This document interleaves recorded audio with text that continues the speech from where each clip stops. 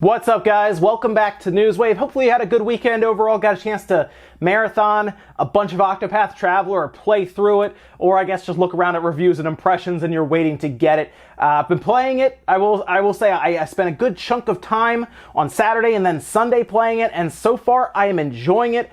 What we're going to do for the review, because we did get the copy on release day, and it's a long game, I think we're going to do what we did with Xenoblade Chronicles 2, where we play it after, we were going to play it for 80 to 100 hours, and then we'll review it. That way we get this massive scope of this game, and we can kind of talk about it in full without feeling like we're on our time crunch or anything. We'll just play through pretty much all of it, and then we'll talk about it. And that probably won't be for a while. Xenoblade Chronicles 2 is like a month or so after the game came out. So I guess, look for it then. But both Evan and myself are playing it, and we're going to have a lot of fun. If you're also looking for another review from Evan, he does have a Hand of Fate 2 review coming out later on today. If you're watching this morning, you'll see it later on this afternoon, ahead of the release date tomorrow. And that's for the Nintendo Switch. You can check out the Hand of Fate 2 review by Evan. Now, today we have a bunch of stuff to get into. We're going to start with Octopath Traveler, though, with some quick news, because the Media Crate sales for this is going to be very, very interesting. It's going to tell us a couple things. One, obviously, is going to tell us how well it sold. It's also going to tell us what kind of confidence Square had in this game, because they had to put a tweet out saying that they're actually selling through so much that a lot of places are sold out, and they're even recommending that people buy it digitally. Yeah, that's right. A lot of shops in Japan were running out. I will say, around me, a lot of places were actually selling out of Octopath Traveler. I had mine coming through Amazon, but I went ahead and took a look around for the special edition anyway. And there are places like the Walmart around me, the Best Buy had like 2 left. They were all selling out. They didn't have any of the special edition, which is what I was looking for. But yeah, everybody's selling out of this game. So the Media Crate's going to be interesting. The MPDs, we won't know about that till next month or something. But in a few days, we're going to talk about the Media Crates here, and we're going to see how well a game that looks like it's from the Super Nintendo or early PS1 RPG days does in 2018. And I'm hoping it does really well, because these are the kind of games I want to see continue to come out from Square, just in general, for any system. This is going to be really neat, and I really do hope it did so well that it did sell out everywhere. Also, we heard from Timothy Lotz a bit about our expectations for next generation. See, Timothy Lotz is a developer with AMD, and of course, AMD is creating the chipsets we assume for next generation, as they've created the chipsets for both the Xbox One and the PlayStation 4, even the Xbox One X and the PS4 Pro. It's all AMD. They have the contracts with both of them. So we assume AMD is going to be on board for these next generation systems. So it was very interesting to hear what Timothy Lotz had to say about the next generation systems and what kind of power we need for the current games to be native 4K with no issues when it comes to scaling resolution dynamically. And he is placing it, this was with Edge Magazine, by the way, for the July issue, he's placing it at 7.4 teraflops. Now, I know teraflops and they're different between NVIDIA and AMD, but this is specifically for the next generation and what we have now. Now, of course, a while ago, this was when the PS4 Pro came out, Mark Cerny talked about how we needed 8 teraflops. So it sounds like they're both in the same ballpark here, which is kind of where we get to for next generation, because we have a lot of talk about earlier next generation games or systems like 2020. Some people even said 2019. If that happened, I don't know if they'd be able to attain that, and it would feel like another half step. Now, it doesn't have to all be about resolution. It could be about, obviously, AI and CPU improvements, but we want 4K for the next generation. Let's be real about this, right? That's kind of where we are all thinking. It needs to conquer 4K, or there's no point in going to the next generation. Although we did go from 360 and PS3 to PS4 and Xbox One without conquering 1080p. So who knows? We'll see. But at least we're starting to get the ballpark that is around the same, with 7.4 here, and then of course 8 teraflops from Mark Cerny. So I feel like they have to at least crush 8 teraflops, maybe even 10.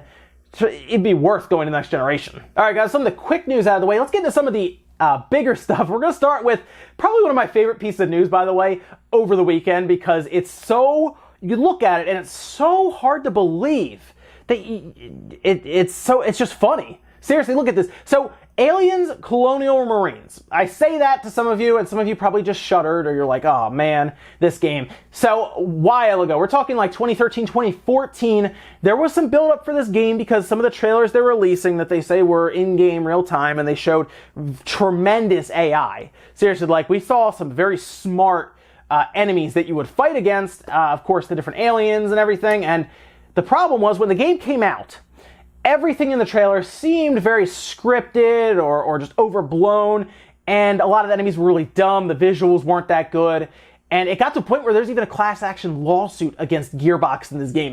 Seriously, it's crazy. And recently, over the past couple days, the game went down to about $3. It was 90% off on Fanatical, so people started talking about it on places like Reset Era, GameFAQs, a bunch of different places about how this game has become better because of mod support where people actually went in and fixed a lot of the issues. But one fix in particular is ridiculous, because it's a single letter typo that changes the AI almost completely. So on Mod B, which is a site where you post modifications and things to different games to either fix them or add content, James Dickinson 963 discovered that there was a typo in the INI file. And it's seriously, it's one, I mean, I'm not kidding, one letter. And they show the line here, for example, all the way at the end. Attach pawn to what appears to be them trying to spell tether, but it seems to look like teether, because that A is there. Removing that A and going just to tether, and I'm not even kidding about this, seems to change enemy behavior heavily. That one letter does things like change the patrol paths that they take, just how efficiently they move around, how they approach the player, what they do when it comes to flanking you. And the idea here is that line made no sense at the time to the program, to the game itself, because it wasn't what it was looking for with that, just that A. They remove it and all of a sudden it clicks, and now the enemies aren't dumb completely anymore. Now they're still not the best, as they're saying, but it's way better.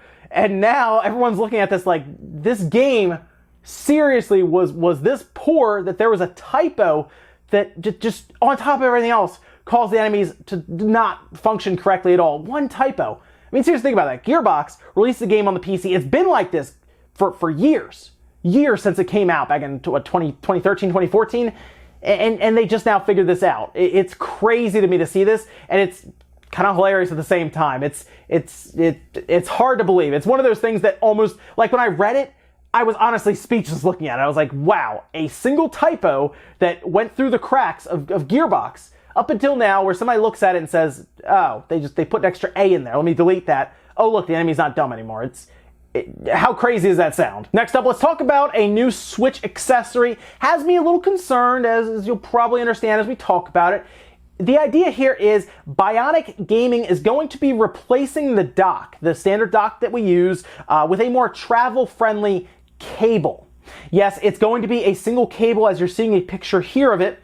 And the idea is it's a standard USB-C type cable, of course, that plugs into the Switch. It then also has to plug into the wall, and then it plugs into the TV, and it's just a single cable with everything built into a little box there. And it does put out 1080p, so that's great. I don't know if it comes with an AC adapter. They're still kind of talking about that. And we don't really have a price that I've seen either that's been shown. They also have some like controller charging stations and everything. But everyone is obviously interested in this cable. Now, I'm a little concerned about this cable, I'll be honest, because we've seen what happens after the recent update, and things are bricking like crazy everywhere, and we can't even save our data yet off of the system through a cloud or through a local save setup, which we should have from Nintendo before that cloud, or at the time of that cloud save option. We should have an option to also back it up for free offline like everything else has. But anyway, we'll get into that further if we do get to that point where we have cloud saves and no local free backup system, because that's going to be, well, just wrong, obviously. But this cable is interesting in that it does eliminate the dock, and it's something people have been asking for. Now, of course, I assume your Switch has to just lay down, or it would sit in a stand. But we've seen devices kind of like this with the fans and the C-Force and everything, and that didn't turn out so well.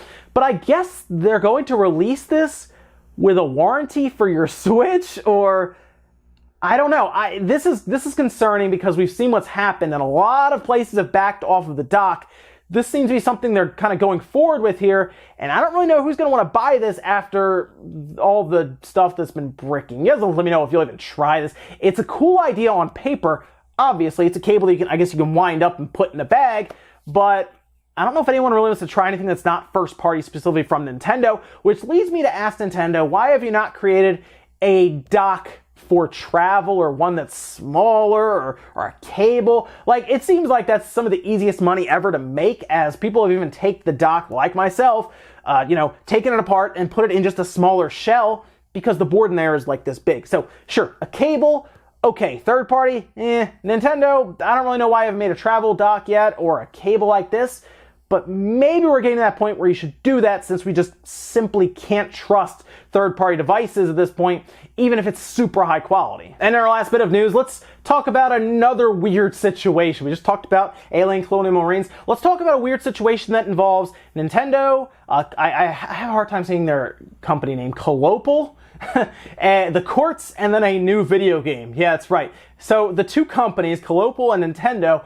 are actually in the middle of a lawsuit right now around 5 different patent infringements that include things like, on-screen cursors, the touch screen. It's a whole thing. Seriously, it's a whole read on its own. But they're currently at war in the courtroom.